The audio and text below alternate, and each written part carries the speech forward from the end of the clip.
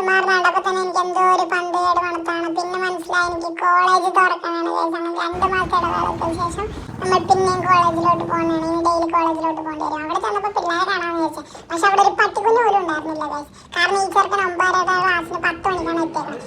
എങ്ങനെയൊക്കെ വൈകുന്നേരം വരെ ക്ലാസ്സിലേക്ക് ഇരുന്നത്. നേരത്തെ കാലത്ത് എങ്ങോട്ട് പോകേണ്ടത്, നേരെ വീട്ടിലോട്ട് പോകാമെന്ന് വിചാരിച്ചു കഴിഞ്ഞാൽ ഈ ചെറുക്കൻ അങ്ങോട്ട് പോയില്ല. ആ സമയത്ത് തെണ്ടിത്തിരിഞ്ഞ് നടക്കണത് ഇവന്റെ ഇതായതുകൊണ്ട് ഇവൻ നേരെ പോണത് എങ്ങോട്ടാണെന്ന് നോക്ക് ഗൈസ്. കാട്ടിലോട്ട് വിശക്കണം എന്ന് പറഞ്ഞുകൊണ്ട് എനിക്കൊരു പരിപ്പോടെ വാങ്ങിച്ചു. പിന്നെ അവൻ നേരെ പോയി എത്തിയതാണ് കൊച്ചരീക്കൽ കേവ്.